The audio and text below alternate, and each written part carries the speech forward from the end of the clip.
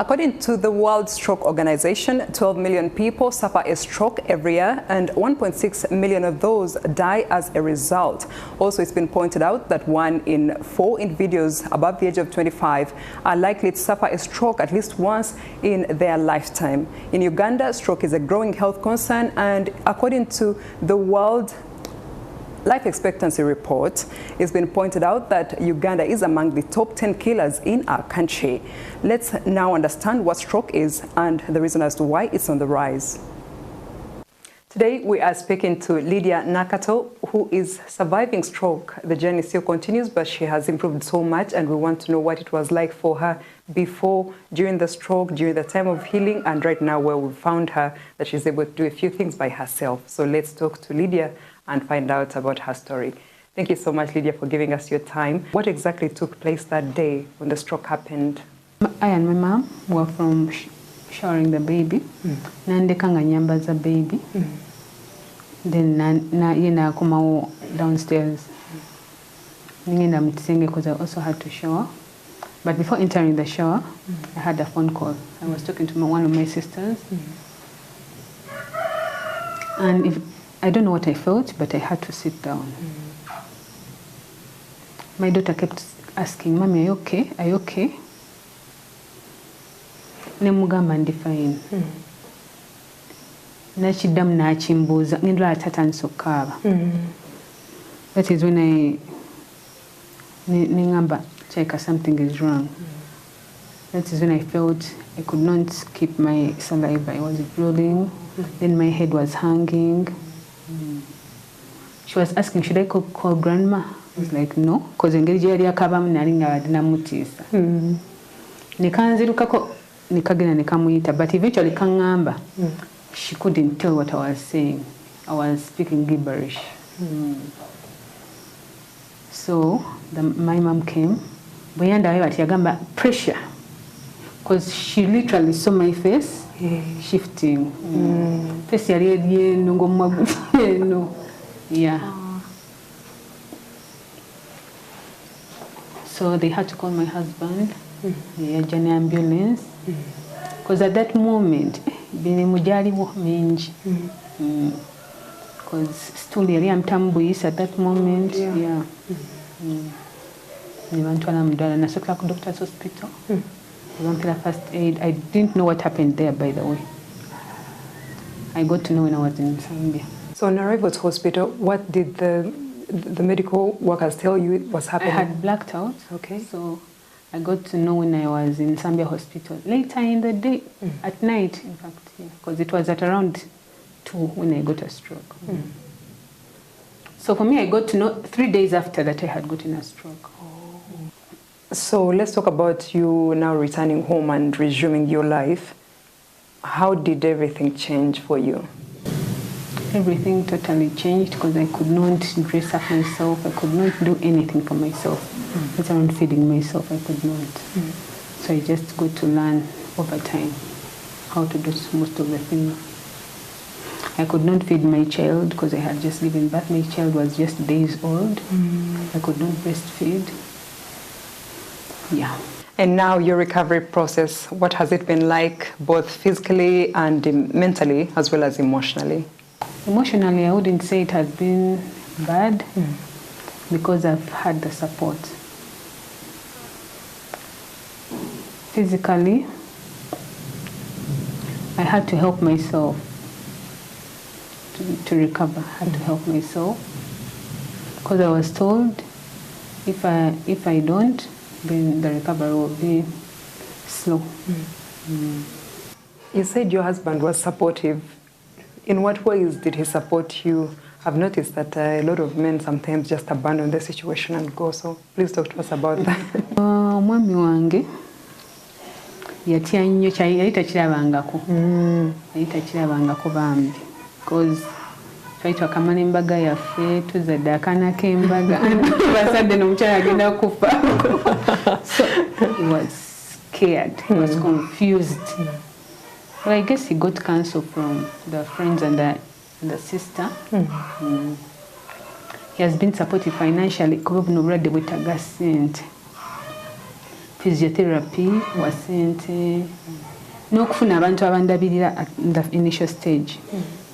Needed money. Abaddewo nga teyeekanya.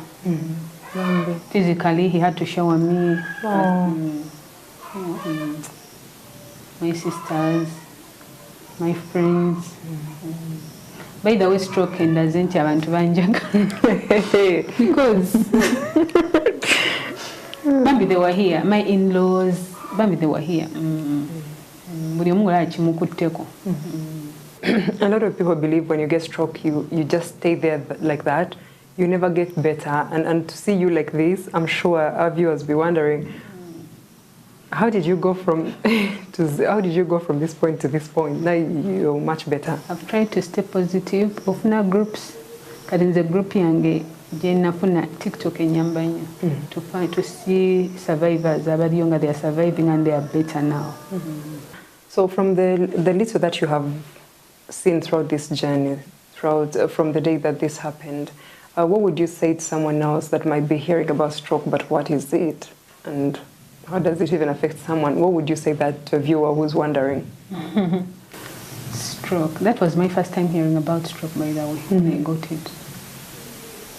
It is something that comes suddenly, but it takes long to recover. So people should take good care of themselves.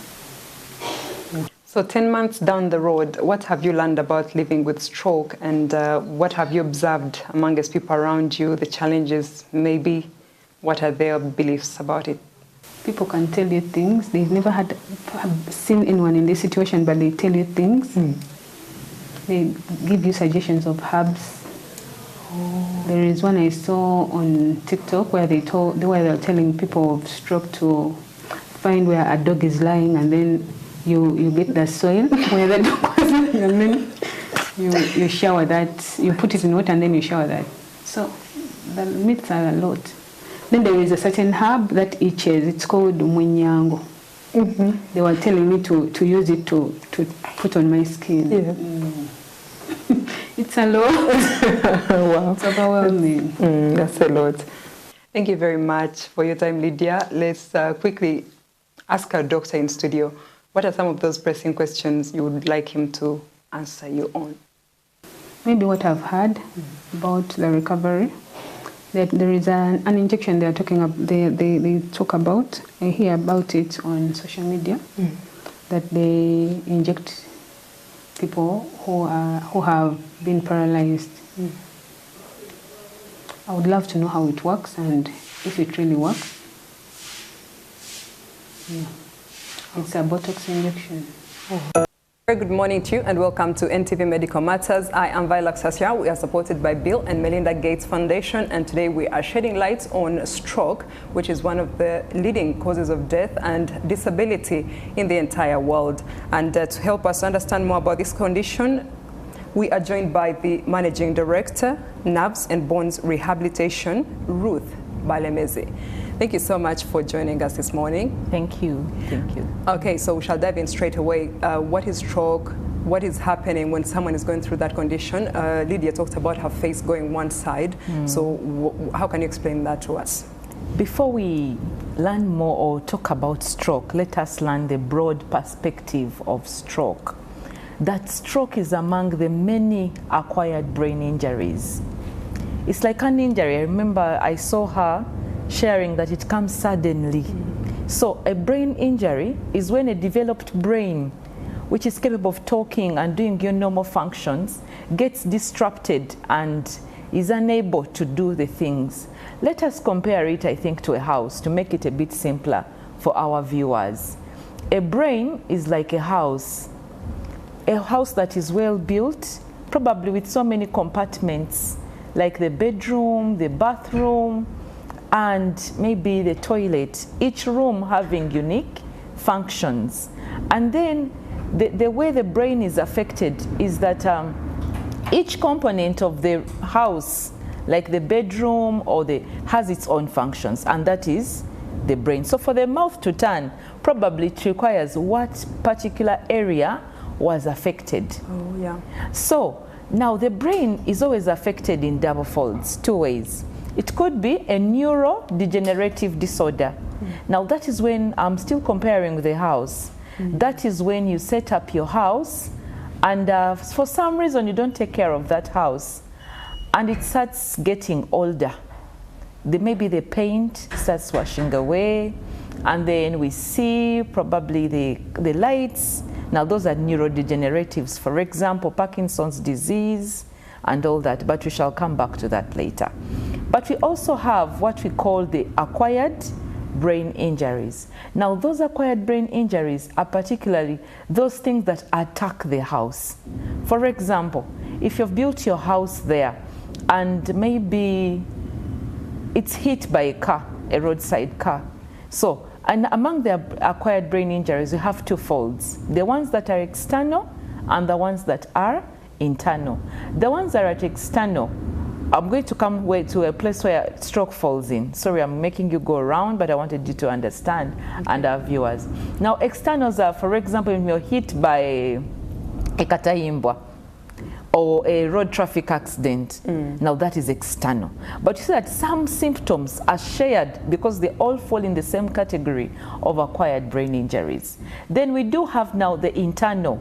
Imagine children playing in your house, and probably they light up maybe fire, and the fire burns. So now stroke is among the internal acquired brain injuries, because within the person there are factors and some physiological changes or functions that change that cause a disruption of oxygen supply or blood supply to the brain, and that's how a stroke comes in. So in a nutshell, a stroke is when the brain gets inadequate blood supply. But it's among the main category of acquired brain injuries. That is for the beginning. Are we together so far? Yeah. Great. So in that category still, we look at how they affect. You have a category where there is poor blood supply.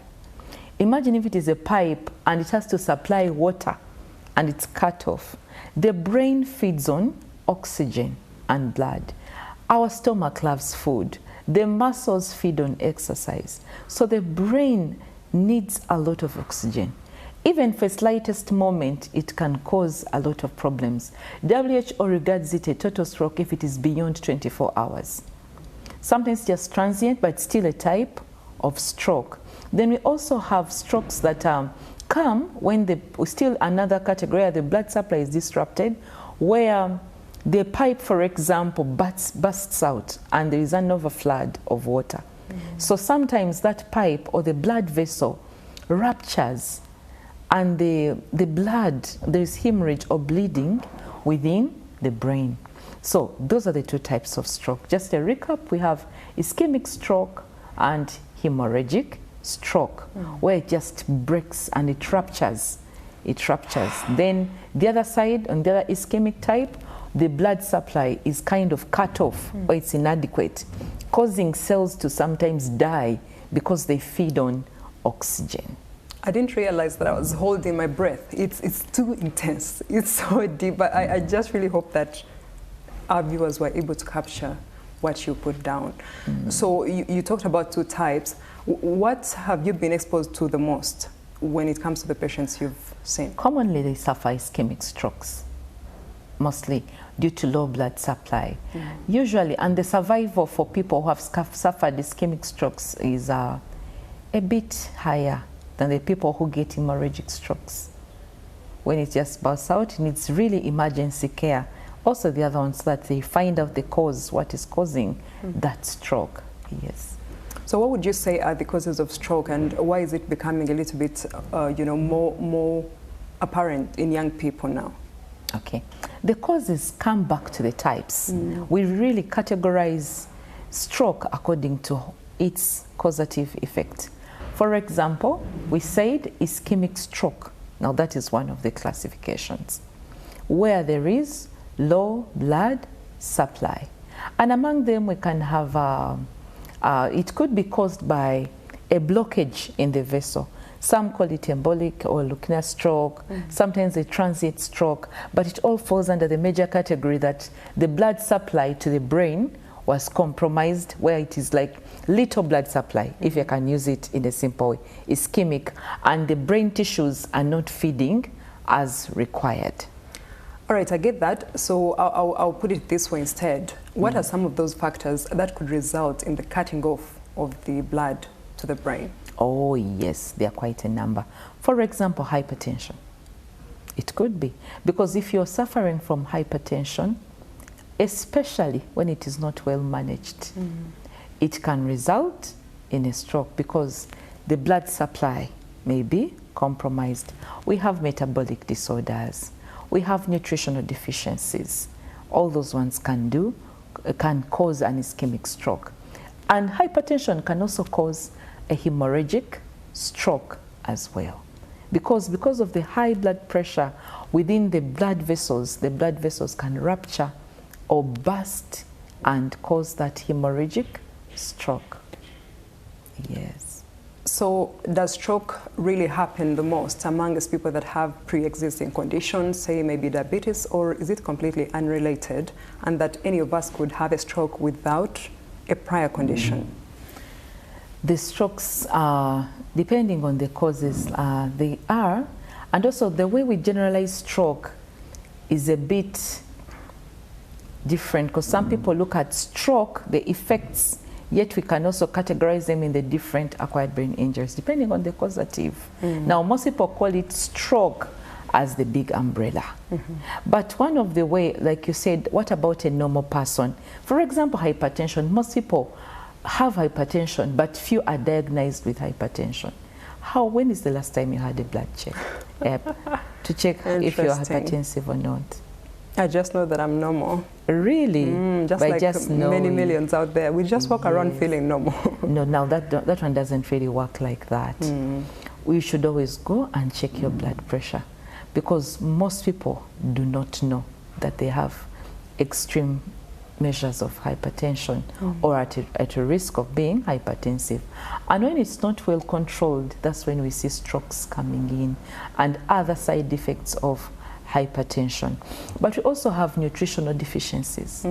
For example, if you don't feed on the right minerals and vitamins, the brain will lack the right ingredients. And remember, it is how the blood supply is compromised or cut off. It's inadequate blood supply for stroke in particular. So if it is now, for example, nutritional, although the typical stroke is that too, but I'm looking at the other various things that can cause the same similar symptoms that people regard as stroke. For example, we could say,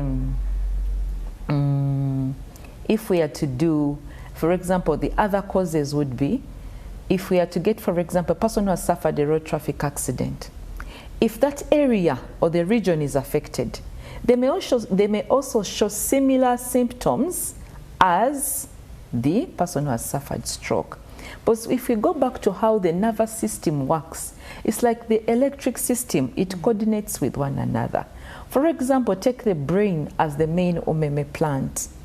Now, that umeme plant will help us to see that it coordinates. For people in IT, it's like the motherboard or the server room that controls everything. And then we have the spinal cord and then the nerves. But without going to the spinal cord and the nerves, I want us to concentrate to the brain. So what we really look at here is that for this stroke, the causatives, there are many others, but for stroke we have two majors. Now maybe later we can dive into those other causes. But for stroke, those are the two broad categories. But later we shall look at toxins, for example. Yeah, I actually believe we should just handle it all at once. My next question was going to be the influence of drugs and alcohol and stuff like that. Yeah, to alter someone's body in order to lead to a stroke. So exactly. We can handle that at once. I want our viewers to understand that for stroke, those are the two majors. But we have other things that cause acquired brain injuries. They're the umbrella that we talked of. That these injuries come when the brain is fully developed and it's a very good brain, but something comes in and disrupts the functions of the brain. Like the lady who was sharing that earlier, when it comes up, or for example, if you knew how to talk, how to hold, or how to move, they disrupt them. So let's first go back a little bit on the acquired brain injuries and look at the first external factors. In the external factors, we talked of, for example, being hit by a kataimbwa. We used to have those eras where boda people were being hit by the kataimbwa. Yes, so that can happen as well. It could be a road traffic accident. I said that a brain is like a house with compartment. Depending on the area that is affected, you may get similar problems. Speech, movement, the face can change depending on what has been affected. So I'm looking at the other things that may bring the same results or presentation as a stroke. But stroke is twofold, ischemic and hemorrhagic, as broad categories. So when we dive in, those are the external ones. Then internally, what comes in? We have infections. There is stroke. We have already addressed the stroke. That's when we have inadequate blood supply. But we also have, for example, the infections. For example, uncontrolled HIV/AIDS. If you're not managing it well and not taking your medication, it can later become aggressive and attack your brain. Then we also have other infections. Malaria, simple as it is, it can affect the brain because it can cause cerebral malaria. And you see that people respond differently depending on what has been affected. We also have, we've talked about infections, we've talked about the stroke, inadequate blood supply, drugs and toxins, like abuse of alcohol, excessive consumption of alcohol. What happens that with time, it disrupts the blood supply. Smoking, chronic smoking, because smoking clogs the blood vessels, and the blood that is moving to your brain can be compromised. Is it making some sense? Yeah, a lot of sense, yeah. So is there like a genetic or hereditary component to stroke? Yes, there is. But we don't have, stroke is a complication that comes in after a disease. Okay. Yes, stroke is not the primary. Yes, stroke comes in as a complication. And did you know that also children are affected by stroke? For example, children who are suffering from sickle cell disease would suffer the same. Yes. Okay. So what are some of the earliest warning signs that we should all look out for? That someone is about to get a stroke, or just on the onset, what are some of the signs we should look out for? But that's the question we shall come back with, because right now we're going for a commercial break. So thank you so much for watching. Let's take a quick break, but we shall dive right back into stroke after this. Welcome back from that break, and thanks so much for watching NTV Medical Matters. We are supported by Bill and Melinda Gates Foundation. I am Viola Sassia. We are here with Ruth Balemezi, and we are talking about stroke in a broader way where we can all understand. So before we got off, we're actually talking about the early warning signs that the viewers and I can look out for. Okay. To our viewers, I don't want you to ever forget this. Just put up your forefingers and have that word fast. May you never forget it, including Viola. FAST. F-A-S and T. And each, it's an acronym that represents a lot. So F is your face. The early lady said my face was turning. So on the face, what do we look out for? If the mouth has turned to one side, it usually comes out of muscle weaknesses, that muscles on one side keep pulling. But not everyone with that face has a stroke. I always ask my patients to do something funny.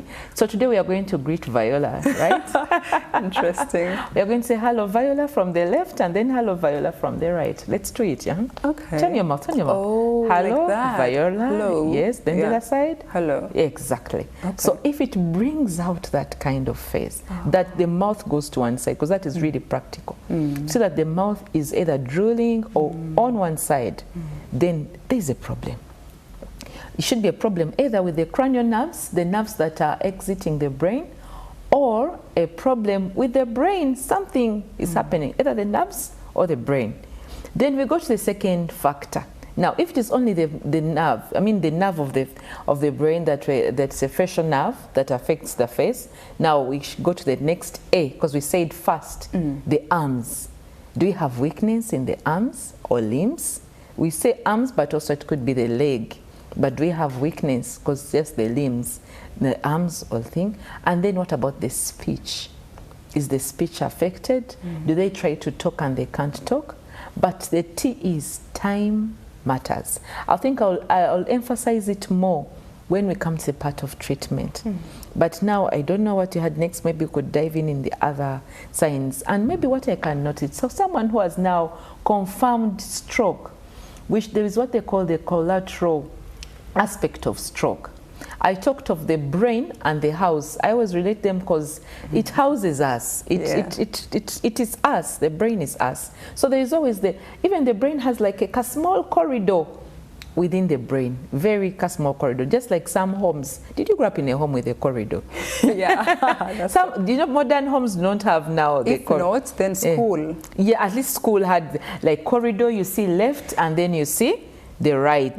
So when it comes to stroke, when the right is affected, when the stroke, for example, the cells of the right are affected, we shall see the signs and symptoms on the left if the right is affected. We call it a collateral nature of the brain, that this other side feeds the other. For example, if the left is affected, this is what you will see.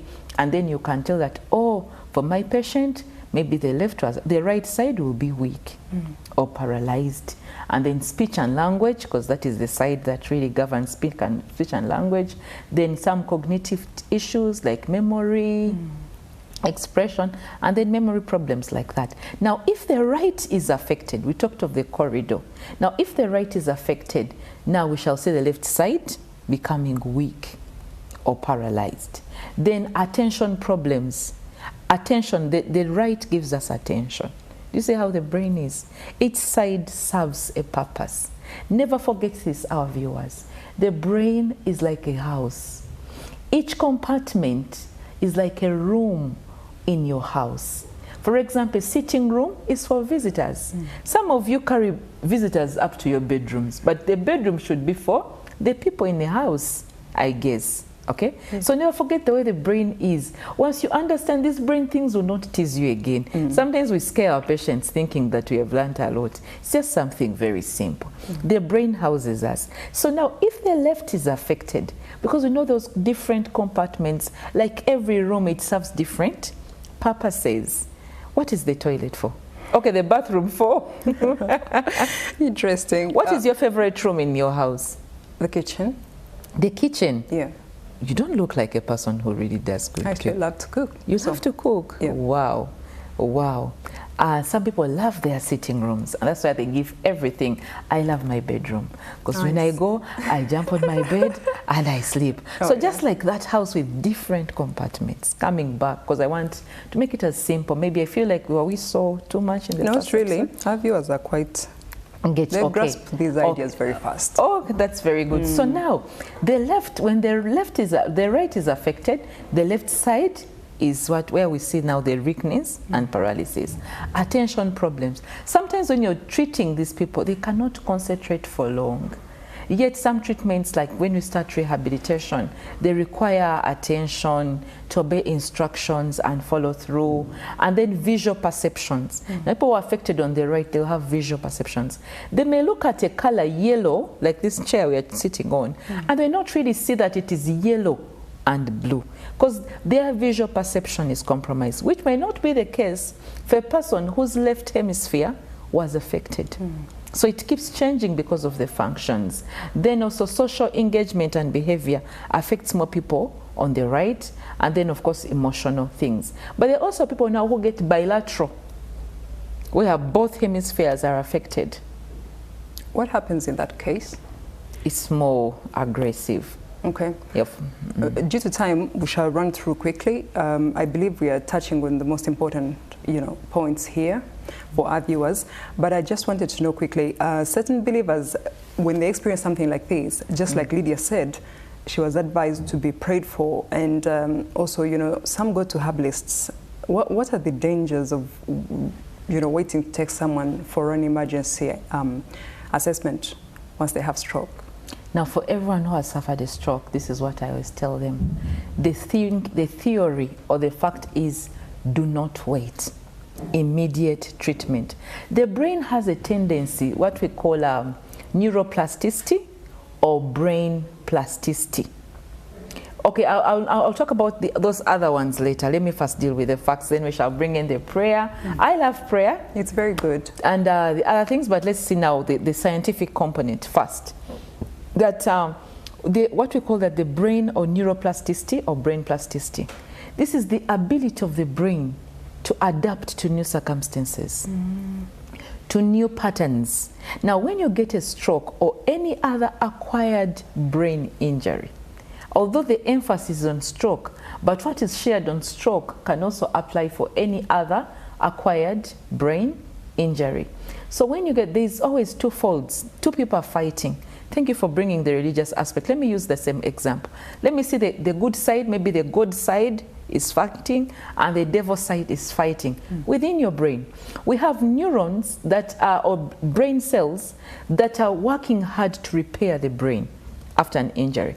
There are also other neurons that are damaging and causing more inflammation.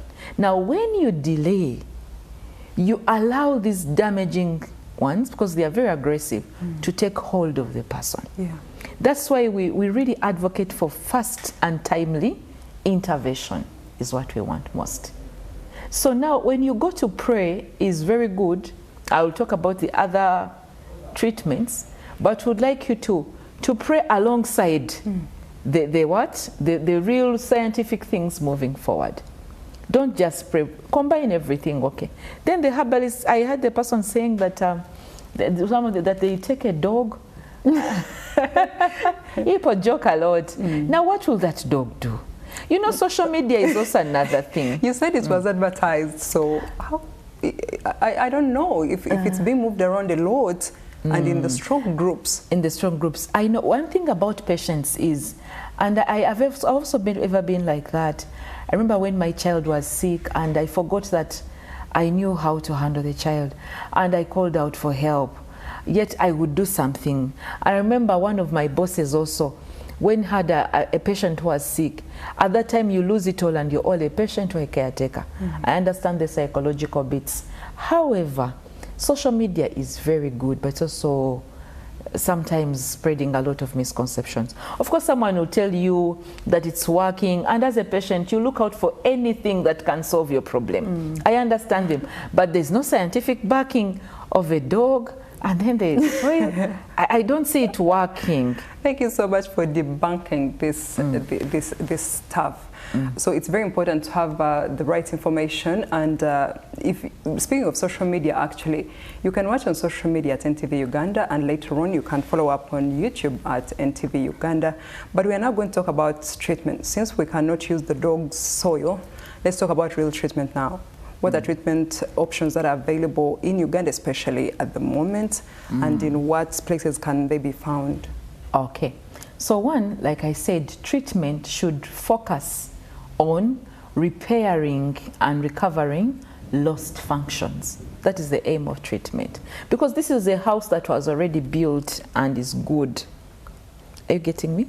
Like we said that a brain is like the house. So your brain was functional. So you're looking at restoring them. And usually we follow 3 phases of treatment. We have the acute phase, when the stroke or acquired brain injury has just occurred. During that acute phase, some people become unconscious, some people lose it all, and some people are kind of affected. So in that regard, I will request that someone goes to hospital, and usually they are hospitalized. The muscles are weakened, like we said earlier, so they will need assistance in how they breathe. Even if they're in ICU, they'll be turned, they'll be taken care of. And now, stroke management is a team of specialists. It's never one person. That is what we can say. Most people know the doctor and the physiotherapist. That is very minimal. Maybe it's contributing to the rate at which recovery is slower It should be a team and working in a multidisciplinary approach. That's how it should be. So during acute phase, then after acute phase is like the danger side. We do not know, is there a little blood supply or the blood vessel has ruptured. So we need to establish what is happening. Sometimes there is brain edema and needs to be managed. So a lot of intervention is given in for the acute phase. Then we go to now the subacute phase. You're out of danger, and for most people during this time you're either on ward, you're from high density unit to ICU, and now on ward, and maybe to some, because medical care is a bit expensive, they are home. Something? I think we have a caller. Okay. Let's continue. Okay. So the subacute is you're out of danger. And now when you're out of danger is when now we say what areas were affected. Is it the speech? Is it the weakness? What is happening in subacute? Subacute can take a period between, because acute is usually weeks, depending on what extent was affected. And then we can also look at the chronic phase. Chronic phase usually sets in a year. Some take it at 6 months, but usually after a year or 6 months plus. That's why now, in terms of treatment, before 6 months elapse, that is optimum period. Do you remember me talking about those cells? Yes, I remember. We have callers that are trying to come through, so in case someone is on there, we shall talk to them. They'll be asking questions. Okay. Yeah. Okay.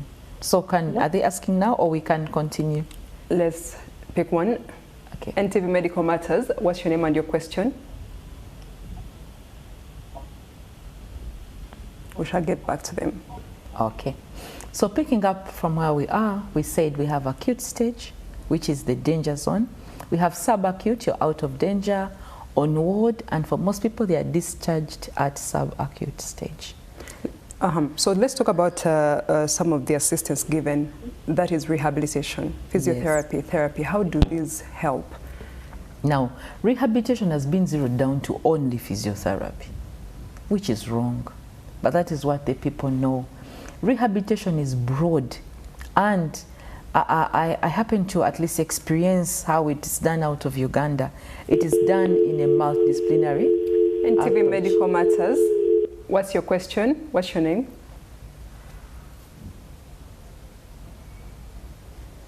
Must have gone off. Okay. Okay. We're talking about physiotherapy. We shall have a bit of interruptions now. It's okay. Yes, please. Good morning. Good morning to you. What's your name and your question?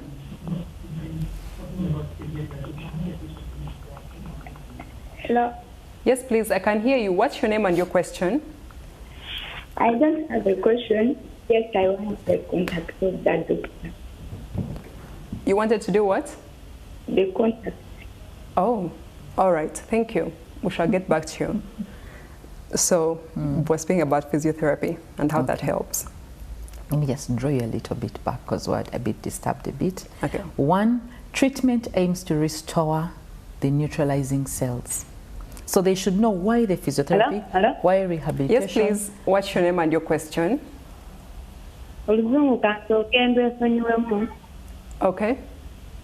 naye nze atugonza kuba wanehoima tulina omwana yakuba stroke nga alina emyaka 7 bamujjanjabira awo ensambya naye buli lwatuula n'aba nga agenda situka nga yeesika.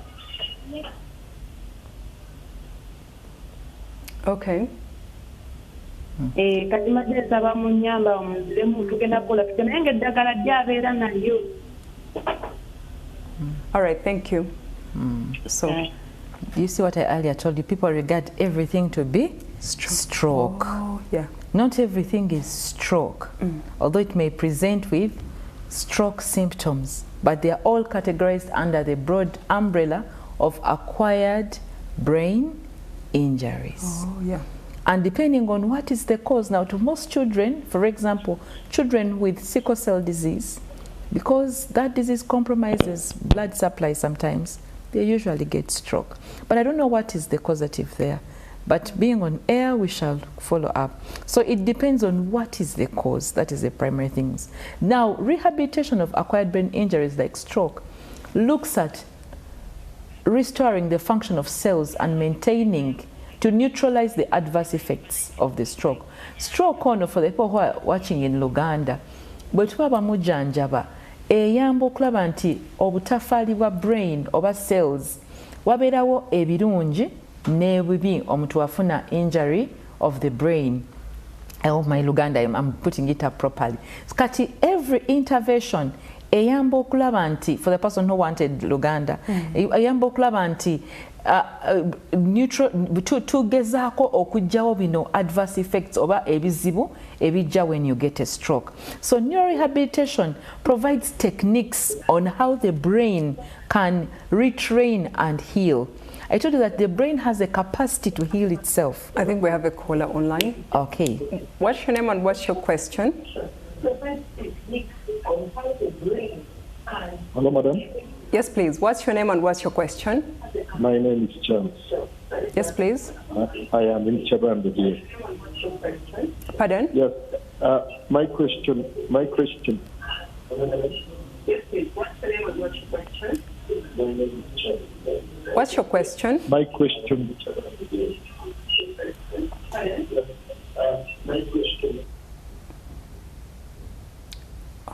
So I think he'll call again. Okay. Okay. I wanted to, sorry, the other one I'm going to rush, but I wanted to emphasize to our viewers the value of timely management. And that one determines the outcome of this disease. I wish everyone comes a bit early. It is optimum within the first 6 months. If where possible, at least the first 1 year. But the brain continues to regenerate. Doesn't mean that it stops at 1 year. Although positives, or like the biggest yield or harvest, is before 1 year. And if you talk about Uganda, people waste a lot of time meandering with options and we buy time. I want to emphasize the point of brain's plasticity. Research, I'll read it here. Research shows that a few hours after an ABI, a series of what we call endogenous substances are produced. They help to heal the brain just after the injury. Likewise, as they are produced, parallel to that, also the neurotoxic substances are also produced. Like I brought it up, but I want to emphasize because that is the ground and what we depend on. And whatever we're going to discuss, maybe you can eat this, you can do this, we work along those two aspects. Are we promoting the endogenous substances, or are we increasing the neurotoxic substances? Whatever wins is the outcome that we get. So rehabilitation works to see that the endogenous substances are boosted, are enhanced to promote healing. By the way, the body has a self-healing factor. Even the drugs go into your body to facilitate the healing, but it is your body to digest and metabolize the drugs to get the output of the drugs. So it is very important for you, our viewer, or anyone, to know that your body has a major role to play. What are some of the things we see? We have a caller, yeah. Okay. What's your name and what's your question? Kale.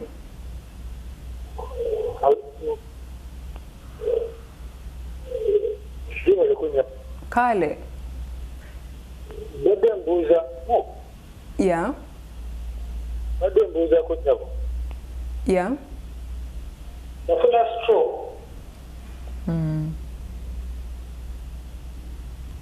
Yes, please.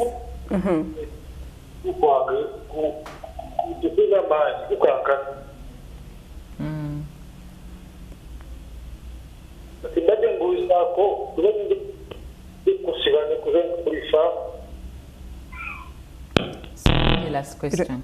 I didn't hear that. Too bad. Last question, Sijudi. Yeah, too bad.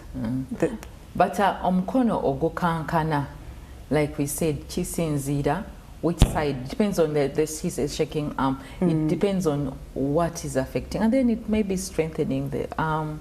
And working around. Yes, but also, I want us to look at the category or the team that is needed. We need a physician, a medical doctor, we need a physiotherapist, and also the physiotherapist. Now the problem that we do is that In other developed countries, the physiotherapists are segmented. For example, there are some that are very good at task-based oriented, very good with upper limbs, very good with lower limbs, very good with brain-specific rehabilitation. Now, one physiotherapist is tasked to do everything, and lack of specificity has also caused a delay in outcome. So we encourage a package approach where a patient can benefit from all. And also, beyond that team, because I've said the physician, the medical doctor, or general practitioner, we've talked of the physiotherapist, the occupational therapist is very, very important to help you adapt to new circumstances, and they're usually very handy with hand and arm exercises. And also adapting it to new skills. Imagine you used to use your right, and now you have to adapt using your left in order to type or do your work. Then the speech therapist will also be very, very important. We also need the nutritionist. Now this is where most people forget. The brain, like I said, we have to boost these endogenous cells. The nutritionist, and let me share something. If you're to use a herb, at least use spirulina, because it is evidence-based that it helps restore the brain. Don't do things that are not evidence-based. What is that herb in Luganda? Sorry to interrupt. I don't know the Luganda version, okay, but I know it has big leaves. I know it, and it's grown. So many homes have it, but they don't know that it helps. It helps to restore brain cells. We have another caller. What's your question and what's your name? Hello, good morning. Good morning. What's your question? This is Zebra from Kawempe. Okay. I'm having a sciatica. Okay. I'm having a sciatica, nerve compression from the lower back, and one side of the leg is paralyzed. Can it lead to a stroke? Thank you. Okay. All right. Do you remember the other image that was shot? The nervous system is three-folds: the brain, the spinal cord, and the nerves. Now, the brain is the motherboard. I'm going back a bit. Now, the spinal cord is like the transformer that helps us to distribute the wires to our homes. Now, these wires are the nerves, like the sciatica he's talking about. Now, when the sciatica is affected, the chances of a sciatica causing a stroke are not really there. I don't say no, but maybe not really there. Yes, because this is a branch. Yet, if the brain is affected, the sciatic nerve can be affected because the supply is compromised, because it all comes from the brain. So to our viewer, the sciatic, I don't know how it reached that level where you're really paralyzed. Did you get enough treatment? Have you looked out for treatment?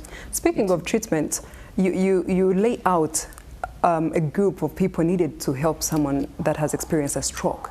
I'm now talking about someone far, far deep in the village that does not have money for that. Is there any chance for them? Okay, the chance, of course, they can survive now with the physiotherapist maybe, and just the physician who recommends. From your point of view, do we have enough rehabilitation centers in Uganda apart from yours, where you work, and what more can we do to take care of? But what we can do is one, to look out for what causes, like control your pressure, control the diseases, take your medication right, eat right, reduce stress, and maybe on a broader perspective is look out for professional help. Don't rely on only social media. Ask, call the people, call out those. I think we have good rehabilitation centers in Uganda. Maybe I don't know, but there are so many that are out there.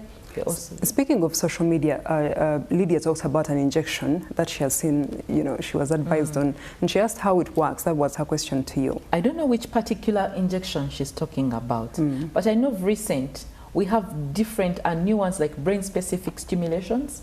That is not an injection, but you also have now like stem cell therapy. They are using it. I don't know which particular one. There are some vitamins that we give people to boost the nervous system, but I don't know which particular one she's meaning. Okay, so we are going to be leaving this set. We've run out of time, but do you have any last words, maybe 2 or 3? My last words to our viewers is that Stroke affects more than a person, like how Lydia was sharing. It affects the family, it affects the individual, and the society. So when someone suffers a stroke, don't give all your attention to only the person who has suffered. Look out for the family. You were sharing that the husband, what about the children if they were old? Seeing their mother unable to do things. So they also need support. Among the team is counseling and support that is really needed. And lastly is early intervention.